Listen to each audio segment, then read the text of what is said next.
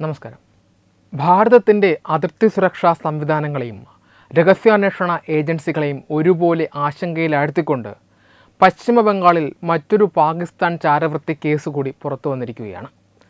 പാകിസ്ഥാൻ ചാര സംഘടനയായ ISIയുമായി ബന്ധമുണ്ടെന്ന് സംശയിക്കുന്ന പാക് പൗരനെ പശ്ചിമ Bengal police special task force arrest ചെയ്തത് രാജ്യവ്യാപകമായി വലിയ ചർച്ചകൾക്കാണ് വഴി തുറന്നിരിക്കുന്നത്. ഇന്ത്യ ബംഗ്ലാദേശ് അതിർത്തിക്കടുത്തുള്ള ഉത്തർ 24 പർഗനാസ് ജില്ലയിലെ ബംഗാവിൽ നിന്നാണ് പ്രതി പിടിയിലായത്. ഫൈസലാബാദ് സ്വദേശിയായ റാണ റൌഫ് എന്ന വഹാബ് ആലം വ്യാജരേഖകൾ ചമച്ച് ദീർഘകാലമായി ഇന്ത്യയിൽ രഹസ്യമായി ഒളിവിൽ കഴിയുകയായിരുന്നു. രാജ്യസുരക്ഷയെ പ്രതികൂലമായി ബാധിക്കുന്ന നിരവധി സുപ്രധാന വിവരങ്ങളാണ് ഈ അറസ്റ്റിലൂടെ പുറത്തു വന്നിരിക്കുന്നത്. പ്രാഥമിക അന്വേഷണങ്ങൾ പ്രകാരം 2012 നേപ്പാൾ വഴിയാണ് റാണ റൌഫ് അനധികൃതമായി ഇന്ത്യയിലേക്ക് കടന്നത് എന്നാണ് കരുതപ്പെടുന്നത്. നേപ്പാളിൽ കുറച്ചുകാലം തങ്ങിയ ശേഷം പശ്ചിമ ബംഗാളിലേക്ക് കടക്കുകയും അവിടെ സ്ഥിരതാമസമാക്കുകയുമായിരുന്നു.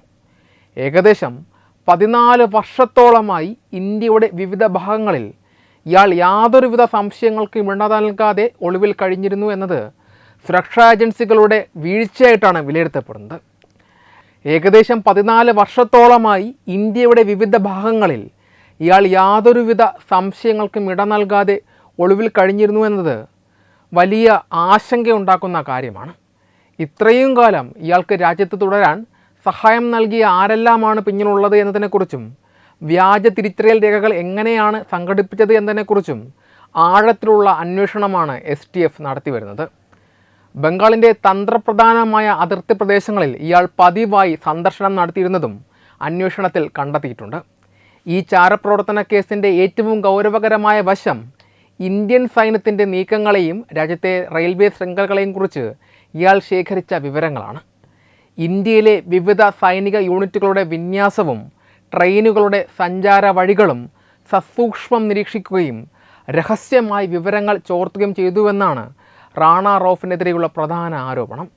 ഇത്തരത്തിൽ ശേഖരിച്ച തന്ത്രപ്രധാനമായ വിവരങ്ങൾ പാകിസ്ഥാനിലെ ഹാൻഡിലർമാർക്കോ മറ്റേതെങ്കിലും ബാഹ്യശക്തികൾക്കോ കൈമാറിയിട്ടുണ്ടോ എന്ന കാര്യത്തിൽ ഉദ്യോഗസ്ഥർ വിശദമായ പരിശോധന നടത്തി വരികയാണ്. കൽക്കട്ടയിലെ ടോപ്സിയയിൽ നിന്ന് മറ്റൊരു വ്യക്തിയെ കൂടി STF കസ്റ്റഡിയിൽ എടുത്തിട്ടുണ്ട്. റാണ റൌഫുമായി നേരിട്ട് ബന്ധപ്പെടുകയും രാജ്യത്തിനകത്ത് ഒളിവിൽ കഴിയാൻ സഹായിക്കുകയും ചെയ്ത രണ്ടാമത്തെ പ്രതിയാണ് ഇയാൾ എന്നാണ് ലഭിക്കുന്ന വിവരം.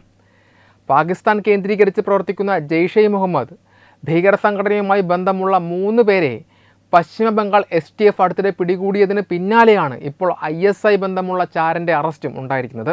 ഇത് പശ്ചിമ ബംഗാൾ അതിർത്തി പ്രദേശങ്ങൾ ഭീകരവാദികളുടെയും ചാരന്മാരുടെയും സുരക്ഷിത സങ്കേതമായി മാറുന്നുണ്ടോ എന്ന ഗൗരവമായ ചോദ്യം ഉയർത്തുന്നുണ്ട്. ബംഗ്ലാദേശ് അന്താരാഷ്ട്ര അതിർത്തിയിലെ കർശനമായ സുരക്ഷാ സംവിധാനങ്ങളെയും അനധികൃത നുഴഞ്ഞുകയറ്റം തടയുന്നതിനുള്ള പരിശോധനകളെയും ഈ സംഭവം പുനർവിചിന്തനത്തിന് വിധേയമാക്കി.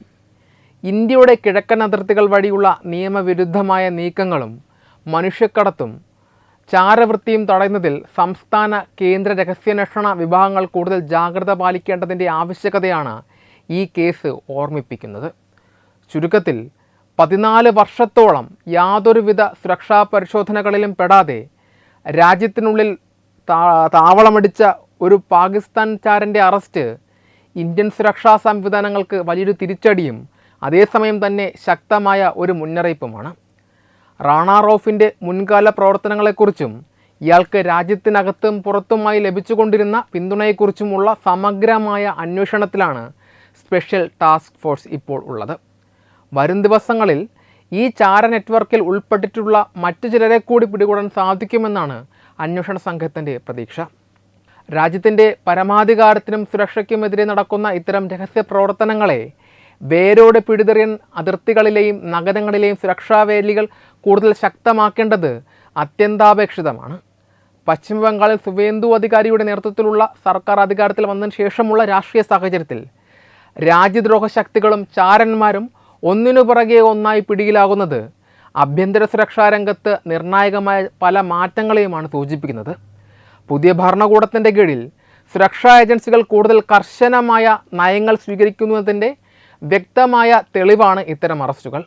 മുൻകാലങ്ങളിൽ രഹസ്യാന്വേഷണ വിഭാഗങ്ങൾക്കും പോലീസ് സംവിധാനങ്ങൾക്കും മേലുണ്ടായിരുന്ന രാഷ്ട്രീയ തടസ്സങ്ങളോ അലംഭവമോ ഒഴിവാക്കി അതിർത്തി മേഖലകളിലെ നുഴഞ്ഞുകയറ്റങ്ങളെയും രാജ്യവിരുദ്ധ പ്രവർത്തനങ്ങളെയും കുറിച്ച് ശക്തമായ അന്വേഷണങ്ങൾ നടക്കുന്നുണ്ടെന്നാണ് ഇത് വ്യക്തമാക്കുന്നത്.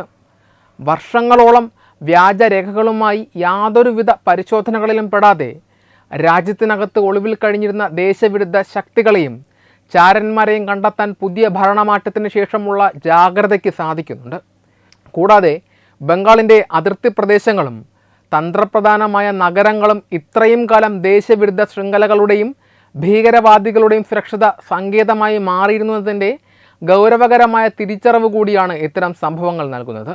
രാഷ്ട്രീയ മാറ്റങ്ങൾക്കുമപ്പുറം ദേശീയ സുരക്ഷയ്ക്ക് ഭീഷണി ഉയർത്തുന്ന ബാഹ്യശക്തികളുടെ വേരുകൾ എത്രത്തോളം ആഴത്തിലുള്ളതാണെന്ന് കണ്ടെത്താനും അവയെ കർശനമായി അമർച്ച ചെയ്യാനും കേന്ദ്ര സംസ്ഥാന ഏജൻസികളുടെ ഏകോപിതമായ പ്രവർത്തനങ്ങൾക്ക് സാധിക്കുന്നു എന്നതിൻ്റെ സൂചനയാണിത്. ഈ വാർത്തയെക്കുറിച്ചുള്ള നിങ്ങളുടെ അഭിപ്രായങ്ങൾ കമൻറ്റുകൾ രേഖപ്പെടുത്തുക. വീഡിയോ ഇഷ്ടമായി ലൈക്ക് ചെയ്യുക, ഷെയർ ചെയ്യുക. കൂടുതൽ വാർത്തകൾക്കായി ഞങ്ങളുടെ ചാനൽ സബ്സ്ക്രൈബ് ചെയ്യുക.